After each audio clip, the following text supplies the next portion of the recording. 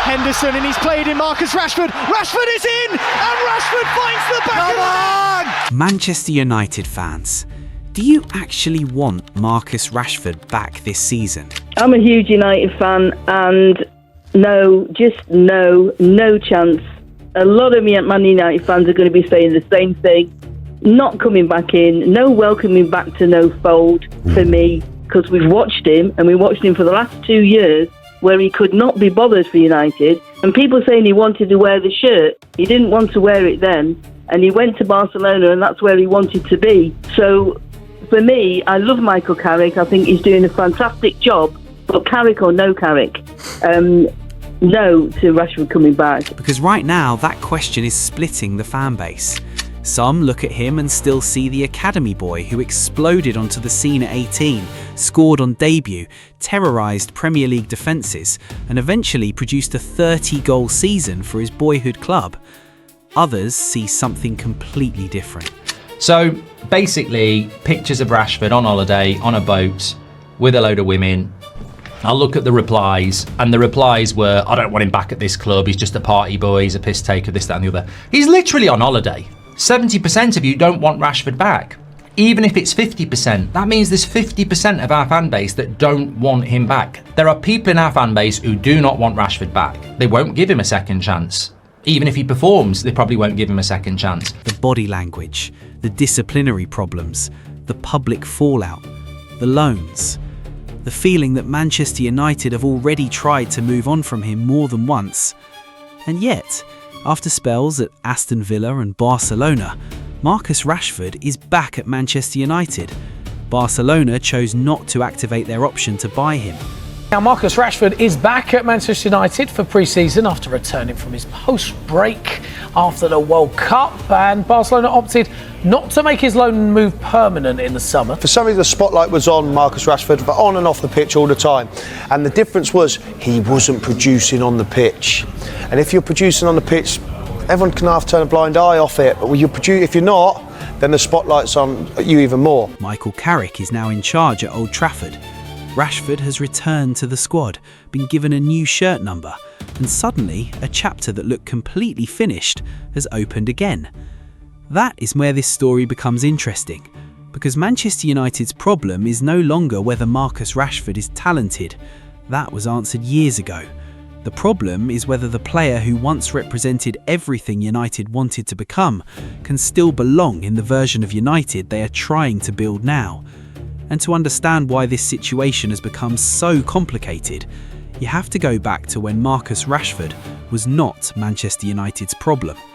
He was their solution.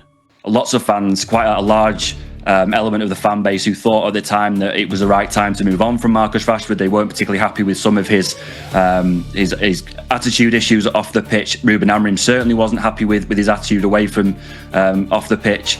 There are some United fans who think that he deserves a second chance, that he played quite well at Barcelona. He's done all right for England at the World Cup, and United can't turn down the opportunity to have good players back in that squad. So it's going to be very, very interesting. If Marcus Rashford does come back to United permanently, and he is part of Michael Carrick's squad for this new season, what kind of reception he's going to get from the fans, because I think at best right now it's going to be mixed. Marcus Rashford's Manchester United career did not begin normally. It exploded. In February 2016, Anthony Martial was injured before a Europa League game against Midtjylland. An 18-year-old Rashford was thrown into the starting lineup. He scored twice. 3 days later, he made his Premier League debut against Arsenal. He scored twice again as United won 3-2. Then came a winner against Manchester City. Suddenly, this was not just another academy graduate. This was Manchester United's next great homegrown star. And that mattered. United was still searching for an identity after Sir Alex Ferguson.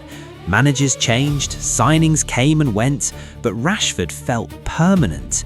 He was local, he was fast, he was fearless. And whenever United needed someone to attack space, carry the ball, or turn a quiet Old Trafford into chaos, Rashford could do it. Over the next several years, his role kept changing. He played wide, he played through the middle, he worked under Louis van Gaal, Jose Mourinho, Ole Gunnar Solskjaer and Erik ten Hag, yet somehow he kept producing. Then came 2022-23. That was the season everything clicked. Rashford scored 30 goals in all competitions, the best return of his career, helping United finish third and win the League Cup. For a moment, it looked like the argument was over. This was the player United had been waiting for, a homegrown superstar entering his prime. The club rewarded him with a new contract running until 2028. And honestly, at that point, selling Rashford would sound ridiculous. But football changes quickly, and almost immediately after reaching the highest point of his United career, the cracks started appearing. The problem was not one bad game. It was that the player United had just committed suddenly stopped looking like the player they had rewarded. The goals dropped, performances became inconsistent, and slowly the conversation around Rashford changed. It stopped being about what he could do. It became about what he was not doing. Then the off-field questions arrived. Training standards, discipline, body language, whether he still looked fully engaged. By December 2024, Ruben Amorim had left Rashford from the Manchester United derby squad. Then he left him out again and again. Amorim publicly insisted Manchester United were better with Rashford at his best, but he also spoke repeatedly about standards in training, behaviour and commitment. It's always the same reason. The reason is the training. Is every detail. So if things don't change, I will not change. If you do the maximum, if you do the right things, I will put Vital before I put a player that don't give the maximum every day. So I will not change in that department. Then Rashford said something that changed the entire story. He said he was ready for a new challenge. For a player who had spent almost his entire football life at Manchester United, that sounded like an ending. And in February 2025, the separation became real. Rashford joined Aston Villa on loan until the end of the season. Villa offered something United no longer could: a fresh environment, less emotional baggage, a manager in Unai Emery who could judge the player in front of him rather than the years that had come before. And Rashford responded. He contributed, looked sharper, and played with a freedom that had disappeared at Old Trafford. But Villa did not become the permanent answer, so Rashford moved again, this time much further. Barcelona. In July 2025, United agreed another season-long loan, this time with an option to buy. And this is where the story gets strange, because Rashford actually played well. Barcelona's official records credit him with 49 appearances, 14 goals and 11 assists during his spell. He helped them win La Liga. He played Champions League football. He looked useful again. For anyone watching from Manchester, the obvious conclusion seemed simple. Rashford had finally found his way out. Except Barcelona did not activate the option. And suddenly, Marcus Rashford was Manchester United's player again. This is where the story becomes much more complicated than simply saying Rashford failed away from United. He didn't. Barcelona got real production from him. The issue was whether they wanted to build around him permanently. They didn't, so Rashford returned to a Manchester United that had changed without him. Ruben Amorim is gone, Michael Carrick is now the manager. United finished third last season. The squad has evolved, and Rashford's old number 10 shirt now belongs to Matthias Cunha, while Rashford has reportedly been given number 14.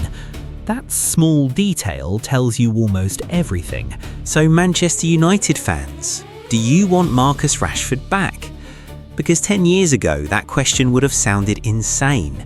He was the academy kid who scored on debut, the local boy who became a star, the player who once scored 30 goals in a season and looked destined to spend his entire career at Old Trafford.